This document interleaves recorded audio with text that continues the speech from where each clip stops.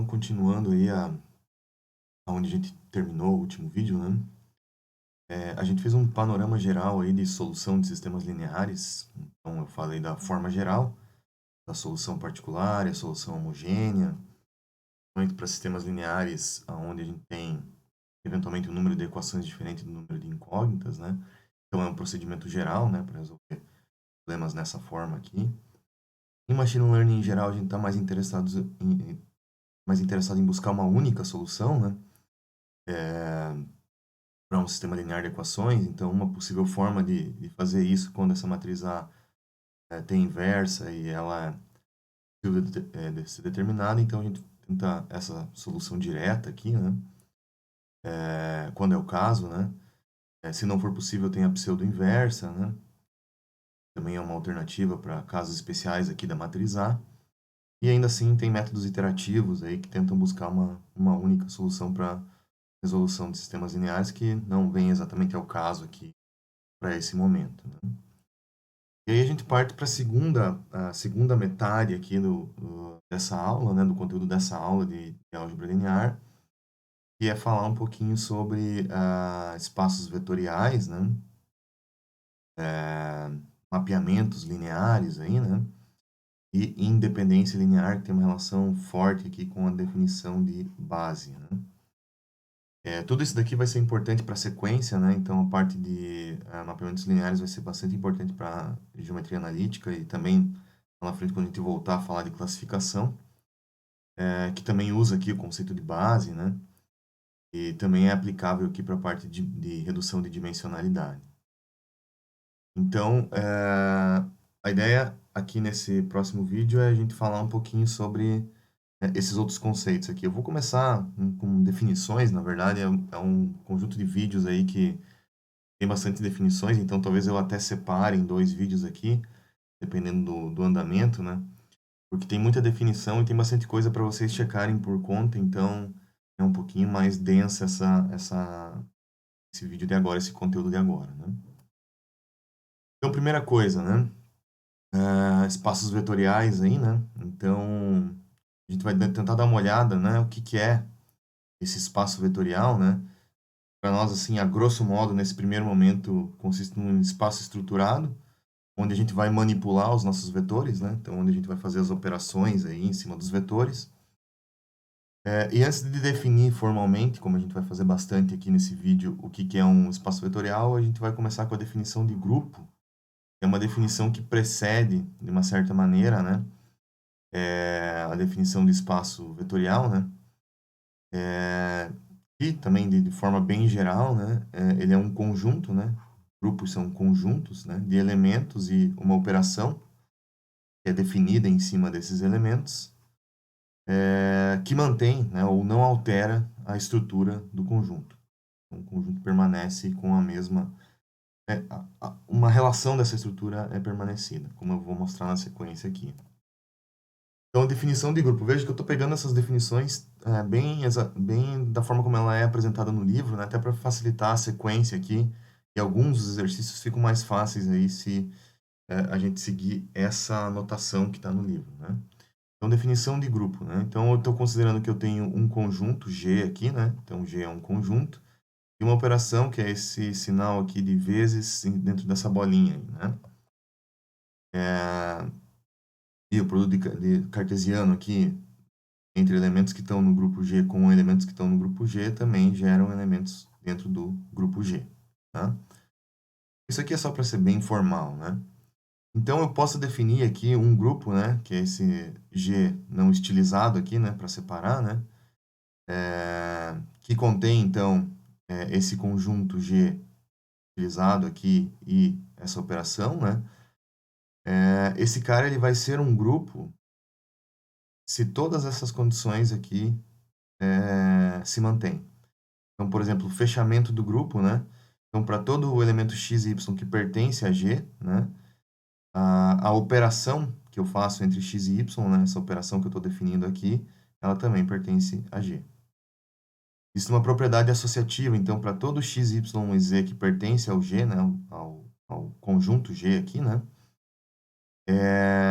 a operação x com y e z eu posso fazer primeiro x e y e depois com z, ou eu posso fazer y e z e depois com x. Tá? Então, essa operação permite isso, né? Também tem que existir um elemento neutro, né? Então, existe um elemento E aqui pertencente ao conjunto G, de tal forma que para todo x também pertencente ao G, a operação de x com esse elemento neutro aqui retorna x, ou o elemento neutro com o x retorna x. Tá? Então, tem que existir esse cara aqui onde essa operação vale, né? Nesse formato aqui, né?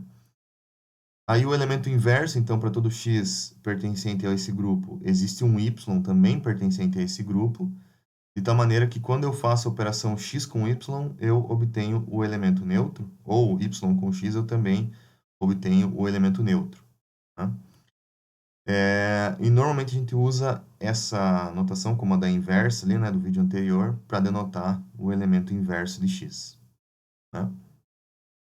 E, adicionalmente, né, isso aqui seria um extra, né, para todo x e y que pertence a g, né, quando a operação x com y é igual a y com x, então eu tenho que esse grupo aqui, definido por esse conjunto e essa operação, é um abelian group. Né? Ele é comutativo, né, que é o que essa igualdade representa. Tá? Isso aqui não é muito, apesar de ser relativamente simples compreender as definições, né, é meio chatinho de você ver a implementação disso, tá? Então, para fixar bem isso aqui, acho que é importante, porque é uma questão de notação que vai ser útil depois, né? Eu sugiro você parar o vídeo e resolver o exercício 2.3, que é um exercício introdutório aí, né, para provar aí que verificar, né, se determinadas propostas ali são grupos, né? E aí você se habituar um pouquinho melhor com essa terminologia e como que isso aqui se observa na prática, tá? Então pare o vídeo e faça esse exercício antes de continuar. Bom, definido o grupo, né, a gente pode então definir o que seria um espaço vetorial. O que é um espaço vetorial? Um espaço vetorial de valores reais, né, é o que importa para nós agora nesse momento, né, ele vai ser definido como um conjunto, tá?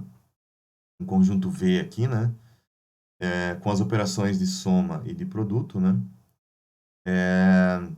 definidas aqui, tá? Então tem a soma e o produto, né? Então a soma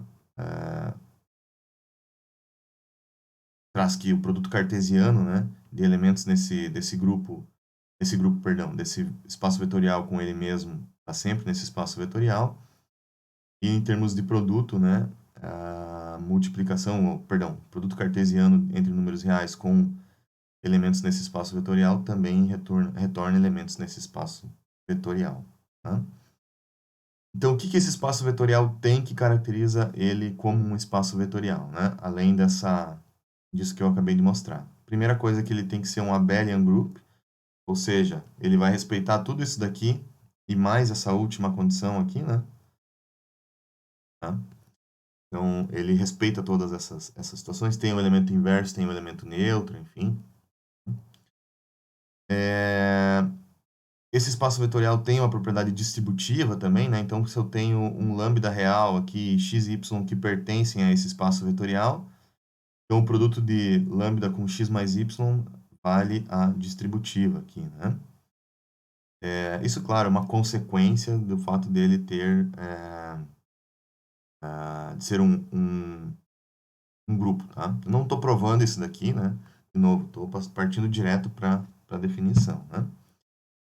E também vale de outra forma, se eu tenho um lambda e um psi aqui, né? Não, sigma, perdão. Tô meio confuso com que letra grega é essa aqui, mas enfim, né? Phi, parece um φ minúsculo, talvez, né? São valores reais, então existe um x nesse espaço vetorial, de tal maneira que eu possa aplicar a distributiva nessa forma aqui também, para essa operação que é esse produto, né? Aqui. Tá? Existe também a associatividade aqui, né? Que também se chama de operação alter operation, né? Então, tem dois valores reais aqui e tem um vetor desse espaço vetorial. Posso fazer o produto, né, φ x vezes lambda ou lambda vezes y aqui, daí o produto entre dois valores reais. Veja que eu suprimi aqui o símbolo de vezes para deixar reservado o símbolo de vezes para esse produto, né? E aí com o produto desses valores reais com o vetor, né? E existe um elemento neutro, né, com relação a essa operação. Eu faço 1 vezes esse vetor aqui, eu retorno o próprio vetor, né? Só um detalhe que a multiplicação entre vetores nesse formato aqui, ó, considerando que esses caras aqui estão no Rn, né, ela não é definida, né? A gente tem duas operações que são definidas para vetores, que são o produto externo aqui, né, que seria pegar o vetor A e multiplicar pelo B transposto, que retorna numa matriz, tá? Ou pegar o A transposto e multiplicar por B, que retorna um escalar. Esse aqui é o produto interno, tá? Vai retornar bastante nisso aqui nas próximas aulas, tá? E o que são, então, subespaços aí, né? Subespaços vetoriais, tá? Então, de forma intuitiva, primeiro, né? Eles são conjuntos, né, que estão contidos aqui no espaço vetorial original, né? E eles têm uma propriedade, né? Quando a gente realiza, né, operações em cima de elementos que estão no espaço vetorial dentro desse subespaço, né, a gente não sai dele, né? A gente permanece nesse subespaço aqui, né? Isso é a fonte aí da definição que a gente diz que eles têm um fechamento aí, né? Isso aqui vai ser bastante importante para a parte de redução de dimensionalidade, né? Então vamos detalhar um pouquinho mais, começando com uma definição formal de um subespaço, né? Então eu tenho um conjunto aqui V, né, definido pelo espaço vetorial e a operação de soma e produto, né? Isso aqui é um espaço vetorial, então, de tal forma que eu tenho um subconjunto U aqui que está contido nesse V, tá? Esse U é diferente do elemento nulo aqui, né? E aí eu digo que esse espaço vetorial U aqui, ele vai ser um subespaço de V, então a relação é entre U e V aqui, né? Veja que não é estilizado, né? Então estou falando do conjunto efetivamente, né? Subespaço aqui, né? Desses caras, né? Ele vai ser um subespaço, né? Um subespaço linear. Se o elemento U, né? Se esse subespaço U aqui, né? Ele é um espaço vetorial com as operações de soma e produto restrito aqui dentro desse produto cartesiano U com U e real com U, né? Se ele respeitar, né, essa condição, então a gente pode dizer que ele está contido em V e ele, de fato, é um subespaço de V. Uma definição mais chatinha, né? Eu vou tentar detalhar ela um pouco melhor com exemplos aqui para facilitar, tá? Primeira coisa, uma maneira um pouquinho mais rápida e simples de verificar, né?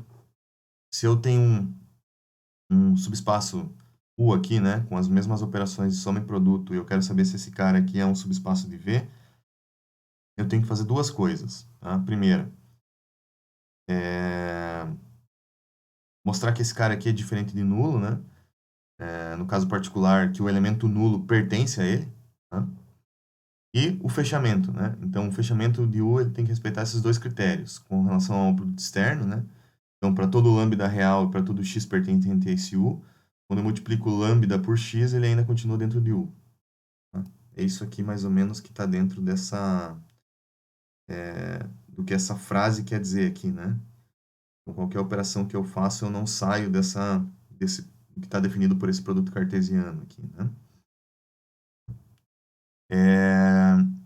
E com relação à operação produto interno aqui, né?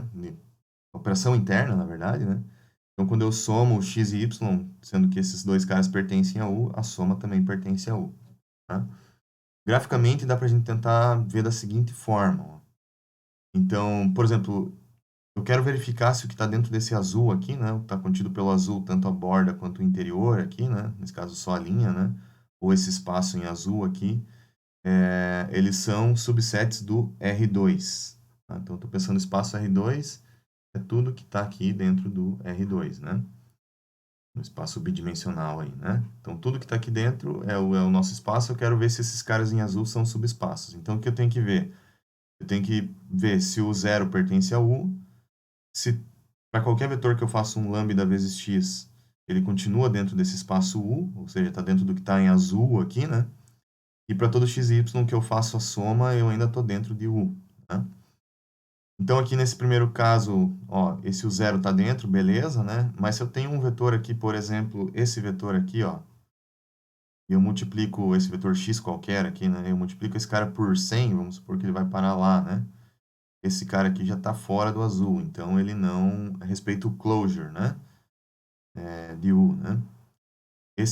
A mesma coisa vale, por exemplo, se eu tenho um vetor aqui, né? E, por exemplo, eu aplico alguma operação nesse cara aqui. Vou ver, por exemplo, um outro vetor aqui, um x aqui, um y aqui, né? Um x aqui, y aqui, né? Então, esse aqui está fora porque o zero não é, né? Então, esse primeiro aqui, só para a gente ir marcando. Esse aqui não é um subespaço de R2, esse aqui não é um subespaço de R2, esse por conta do closure, esse por conta do elemento nulo, né? E aqui, por exemplo, se eu vier aqui e somar esse x com esse y aqui, né? Possivelmente eu vou cair com um vetor que está fora, né? Soma de x com y aqui, né? É um vetor que vai estar fora aqui desse espaço em azul, né? Então, esse cara aqui também não respeita o closure. Então, também está fora aqui da nossa relação, né? E aí, o único cara que vai respeitar todas as características é esse D aqui, que contém somente o elemento nulo, né? Então, ele respeita todas essas condições aqui por conta dele só ter o elemento nulo. Então, ele sim é um subespaço de R2. Né? Isso aqui só para dar uma ideia para vocês aí, né? Do que está acontecendo aí em termos de subespaços, né? Independência linear. Então, o próximo tópico, próxima definição, né? Veja que eu até comentei bastante pesado em termos de definições aí, né? A próxima definição, então, é definição de combinação linear, né? Perdão, de independência linear, mas para isso eu primeiro quero definir combinação linear, tá? Então, eu vou considerar que existe um espaço V aqui, né? E um número finito de vetores desse espaço aqui, né? Que estão dentro desse espaço V. Todos eles, né?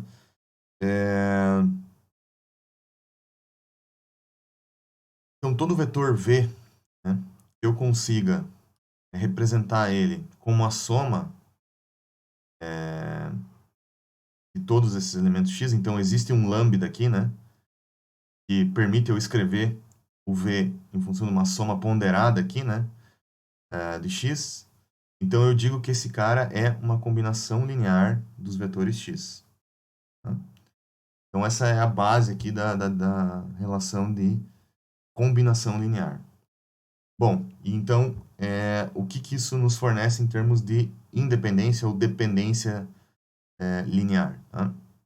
Então, de novo, eu vou considerar aqui que eu tenho um espaço vetorial V e eu tenho K, sendo esse K um número natural aqui, né? E finito, né? De vetores x1 até xk, né? Todos esses caras pertencentes a V, né? Então, se existe, né, uma combinação linear não trivial, de tal forma que a soma ponderada desses xi, né, com lambda i aqui, né, com pelo menos um lambda i diferente de zero, né, que leva um resultado nulo, né, que leva ao vetor nulo, se pelo menos um desses caras aqui for diferente de zero e essa igualdade é respeitada, né, então a gente diz que esses caras aqui de x1 até xk são linearmente dependentes, tá?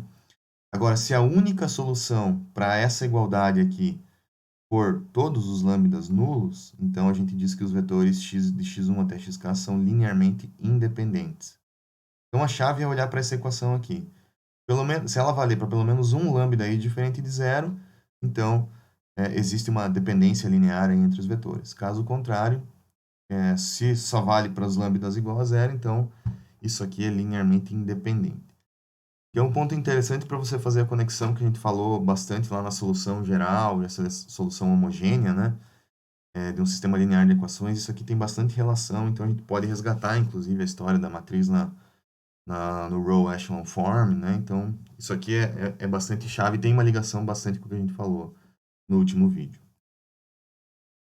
Tentando explicar um pouquinho melhor o que é essa relação de independência, né? Vamos supor que eu estou indo da cidade aqui de Nairobi, né? Até Kigali, né? Por exemplo, eu dou um direcionamento, né? Para a pessoa chegar de um ponto a outro, né? No primeiro direcionamento eu falo que você vai a 506 quilômetros a noroeste até Kampala, depois 374 quilômetros ao sudoeste aqui, né? Para chegar em Kigali, né? Então, tendo essas duas informações, eu tenho condições de chegar até lá. Uma vez sabendo disso, né? Eventualmente, uma informação que diria viaje 751 quilômetros a oeste, seria até de uma certa maneira irrelevante, né? Uma vez que eu já sei qual que é o direcionamento que eu precisaria seguir para chegar até o outro ponto, né? Mas mais importante que isso é a gente analisar um pouquinho melhor o que esses vetores querem dizer, tá? Então, o primeiro ponto é o vetor em azul e o roxo aqui, né? Eles são linearmente independentes. O que significa isso? Significa que eu não consigo escrever o vetor sudoeste, o roxo ali, né? Em termos do vetor azul. Tá? Então, um vetor não pode ser escrito em relação ao outro. Tá? Nem o roxo em relação ao azul e nem o azul em relação ao roxo. Então, o azul e o roxo são linearmente independentes. No entanto, esse vetor preto aqui, ele pode ser escrito como uma combinação linear dos outros dois. Tá? Então, ele é como se fosse linearmente dependente, né, dos outros dois vetores. Então, nesse sentido que ele se torna... vem essa questão da irrelevância que eu comentei anteriormente, né? De maneira similar, né, eu poderia também conhecer, por exemplo, esse vetor em preto, né, e conhecer o vetor em roxo, né, e escrever o vetor em azul em função deles. Então, tendo esses três vetores aqui, né, um deles sempre pode ser escrito em relação aos outros dois. Então, é daqui que vem essa relação de independência linear, né, ou dependência linear. Tá? Bom, um exemplo, então, de aplicação dessa definição. Vamos supor que eu tenho esses três vetores aí, x1, x2 e x3, e quero saber se esses caras são linearmente dependentes ou independentes, tá? Então, a definição diz que eu preciso multiplicar por um lambda e isso aqui tudo tem que retornar o vetor nulo. Meu objetivo é ver se isso vale para algum caso em que pelo menos um lambda é diferente de zero para avaliar a independência ou a dependência linear. Tá? Uma maneira mais prática de fazer isso, né, é usar a eliminação de Gauss lá, né, tentar escrever a matriz na row echelon form, né, e usar ela como referência para isso, né? Então, tá aqui aquele link que eu comentei com vocês da aula passada. Então, por exemplo, eu posso pegar escrever essa matriz aqui, né, dos três vetores, e tentar escrever ela na row echelon form. Eu não vou fazer isso aqui, se quiserem usar aquele site online para verificar, né, ou quiserem fazer na mão aí, pausa o vídeo por um momento aí e confere aí. Então, tô partindo direto aqui para a matriz já na row echelon form. O que essa matriz nos diz? Então, ela diz o seguinte, ó, as colunas onde tem pivô, ela vai nos dizer quais são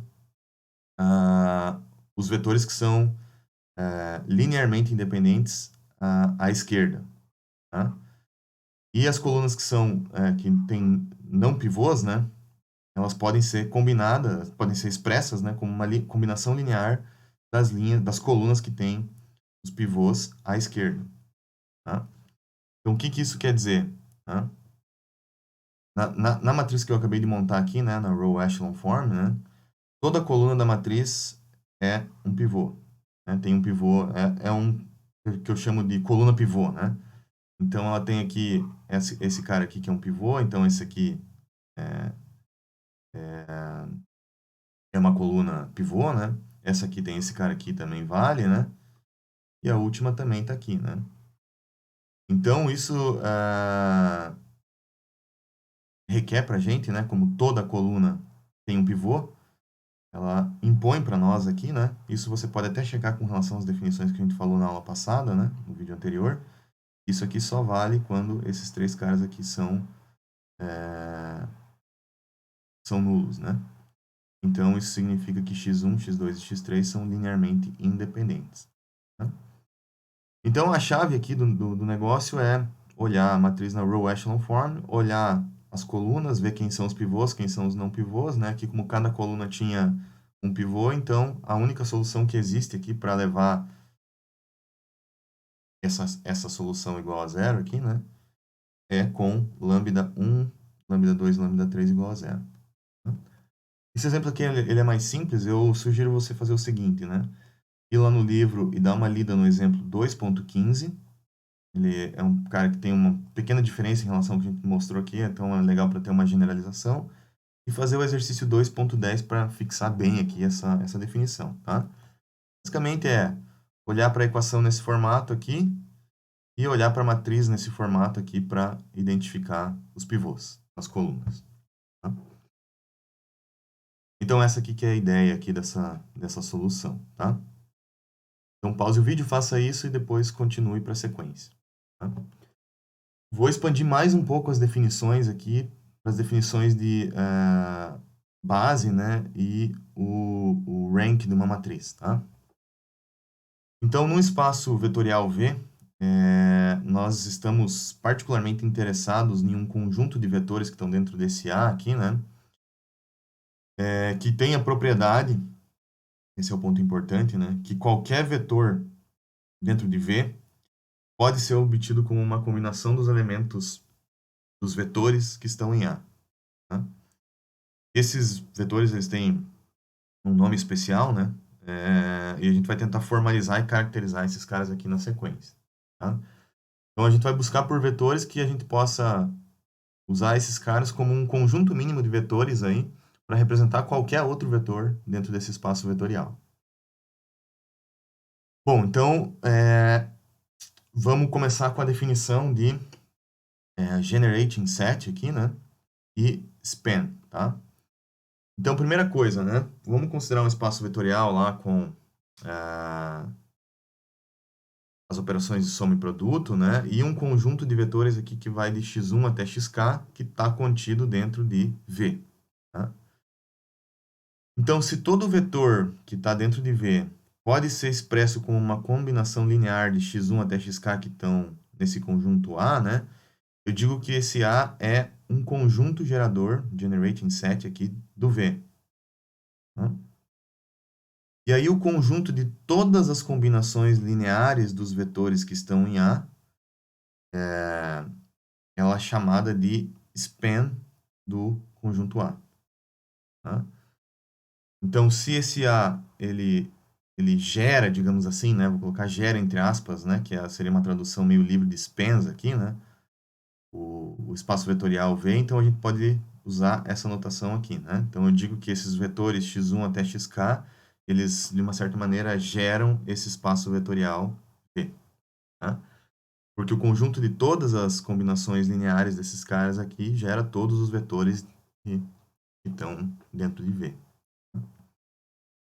Então, esse conjunto de vetores aqui é o conjunto gerador de V. Particularmente, né? Ainda no mesmo espaço vetorial, né? Considerando que esse A está contido em V, né? As mesmas condições anteriores ali, né? Considerando que esse A, então, ele é um generating set do V, né? Ele é chamado de minimal generating set, né? Se não existe nenhum outro subconjunto A aqui, til, né? Que está contido, mas não é igual, é isso que esse símbolo significa, né? Em A, que por sua vez está contido em V, que gera o espaço vetorial V.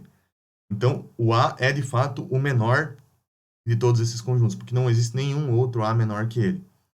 Então, se ele é o mínimo, né, se ele contém um número mínimo de vetores aqui, vamos simplificar um pouco essa nossa formalização aqui, né?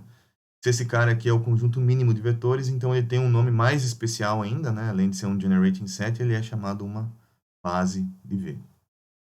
Então, essa é a definição formal aqui para base. Então, vários exemplos aqui, né? Então, tem no R3, por exemplo, a base canônica, né? Que a gente está bem acostumado aí, né? Os três vetores aqui linearmente independentes, 1, 0, 0, 0, 1 e 0 e 0, 0, 1. Então, isso aqui é uma base para o R3, né? Eu teria outras possíveis bases aqui, né? Para o R3, esses caras aqui, né? Também poderiam ser uma base, né? Então, posso ter esses três vetores ortogonais aqui, né? Mas isso aqui é o que caracteriza a base canônica. Outras bases aqui são possíveis, né? Como essas duas que estão representadas aqui, né? Inclusive, a gente vai ver como que a gente sai de uma base para outra, assim, né? Como a gente faz essa transformação de bases aqui em espaços vetoriais, né? Pode ser o R3, pode ser do R3 para o R4, enfim. Aí aqui vale... É bem genérico, né? Essa mudança, né? Esse outro conjunto aqui, ó, esse aqui é interessante verificar, né? Esse conjunto A, por exemplo, formado por esses três vetores aqui, né? Em R4, né? Muito embora eles sejam linearmente independentes, isso vocês podem verificar aí, né? Então é interessante checar essa independência linear, né? Mas ele não é uma base, né? Um generating set aqui do R4, porque, por exemplo, esse vetor 1, 0, 0, 0, ele não pode ser obtido por uma combinação linear desses caras aqui. Tá? Isso você pode até checar, né? Conferir por conta própria, né? Então, se existe um vetor que eu não consigo reconstruir, então estou falhando aqui nessa definição, né? Em ambas as definições, inclusive, né? Então, esse cara aqui não pode ser considerado uma base. Bom, como que a gente determina uma base, tá? Então, só para a gente tentar deixar um procedimento um pouco mais formal e um pouco mais organizado em relação a isso, tá? Então, o que que eu faço? Existem três passos, tá? Primeiro passo, eu vou escrever o que eu estou colocando aqui como os possíveis vetores que formam essa base, né? Chamado de spanning vectors aí, como vetores coluna de uma matriz A. Vou escrever a matriz A na row echelon form. E aí os vetores associados com as colunas pivô aqui são a base de U. Tá? Vamos ver um exemplo disso daqui, né? Vamos supor que eu tenha esses quatro vetores aí, pertencente ao R5, né? Eu quero saber quais desses caras aqui que são uma base, que são elementos desse subespaço aqui, U, né? Que está contido aqui no R5. Tá? Então, para isso, eu preciso checar basicamente quem são os caras que são linearmente independentes, né? Ou seja, resolver essa expressão aqui. A gente já falou sobre isso antes, tá? Então, vamos montar a matriz A. Vou escrever a matriz A na row echelon form. Estou pulando, estou sendo mais rápido aqui, né? Já fiz isso, né? Podem checar aí por conta própria se vocês quiserem, né? Então, aqui eu tenho um pivô, aqui eu tenho um pivô e aqui eu tenho um pivô. Isso significa que esse cara aqui e esse cara aqui é que são as colunas aí que formam uma possível base aí para esse espaço que eu tô, esse subespaço aí que eu estou buscando, né? Então eu posso escrever uma combinação linear entre lambda 1, x1, lambda 2, x2, lambda 4, x4, né? E esses caras aqui são linearmente independentes, ou seja, eles só são resolvidos para todo mundo igual a zero, né? Então esse cara aqui, ele além de ser linearmente independente, né, eles formam a base aqui para esse conjunto U. Tá? Então veja que eu só segui exatamente o que está aqui, né?